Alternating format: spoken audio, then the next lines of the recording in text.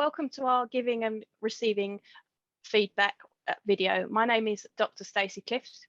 And my name is Rachel Heatley, and we are both Senior Research and Policy Officers at the General Osteopathic Council.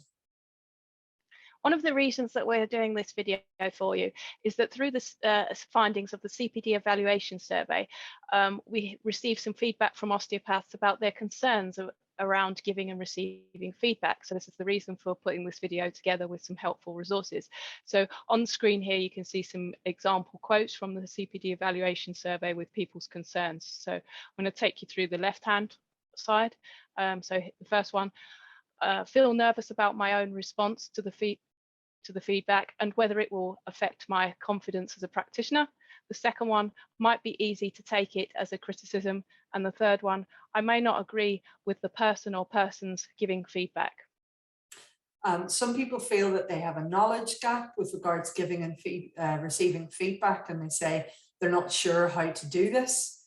Others feel vulnerable about the process and think that it sounds intrusive, and they feel exposed about the potential of it.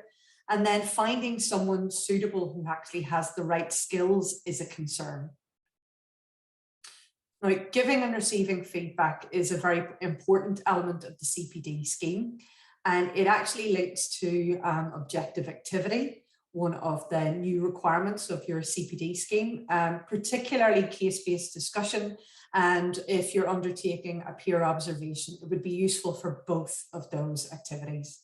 And also the peer discussion review, so the review that you need to do towards the end of your 3-year cycle.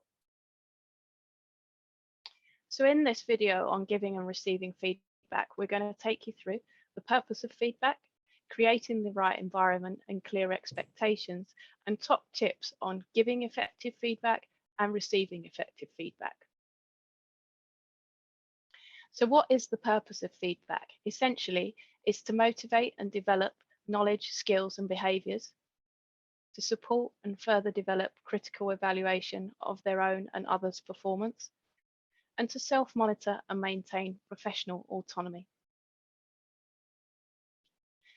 Thinking about setting the right environment and what's important to you.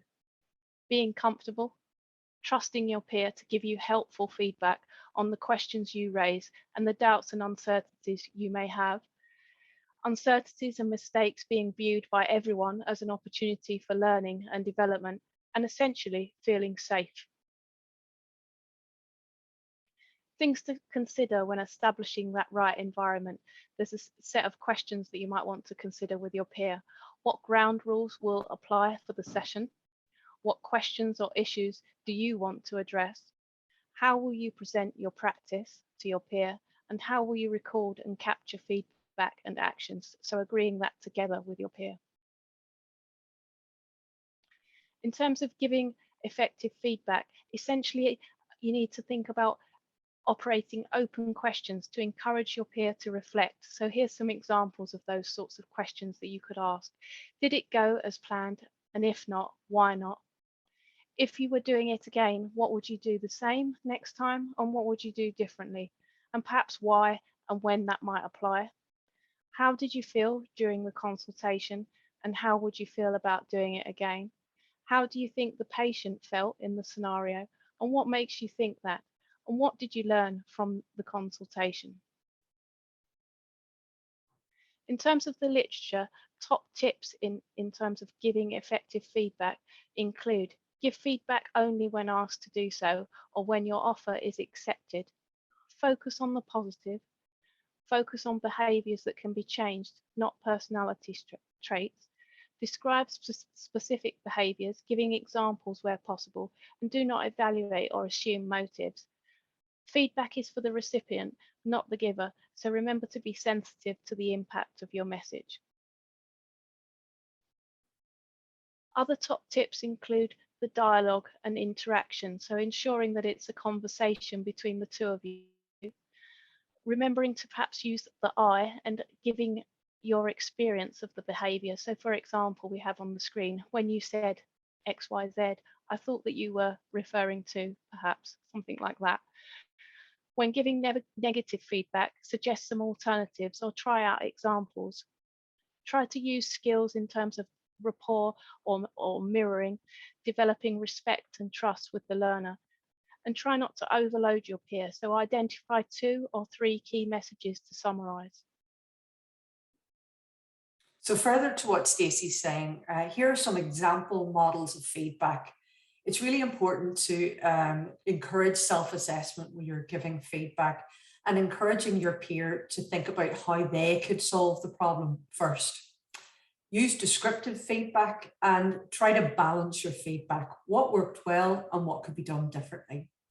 Suggesting alternatives. Perhaps you have experienced a similar scenario and have worked through your own solutions. It may be worth sharing that with your peer.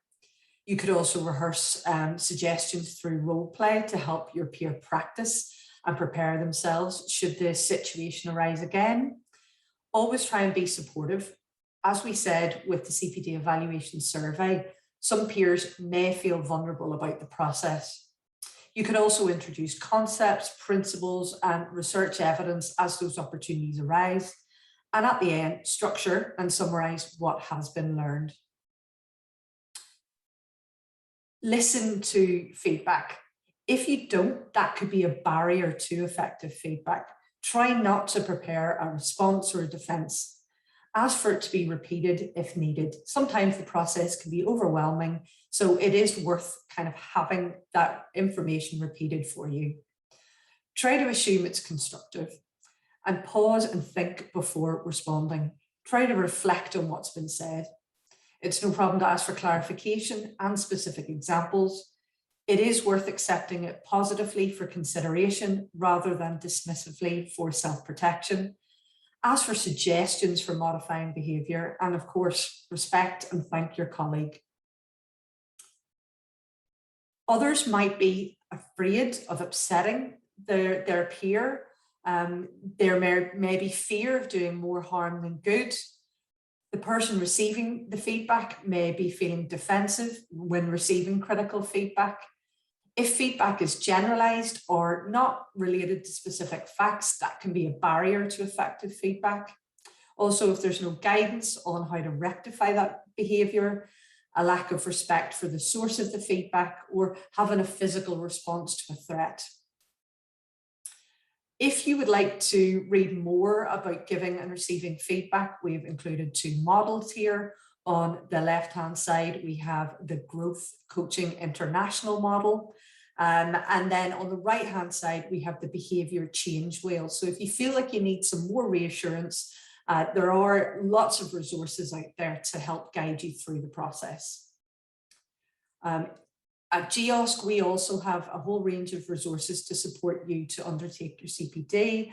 We've got some recorded webinars, some animations, workbooks that will all kind of help you undertake your CPD. So you can find those resources at cpd.osteopathy.org.uk/resources. Thank you everyone for watching this video. We hope it's been useful, and please do visit some of our other resources. Thank you.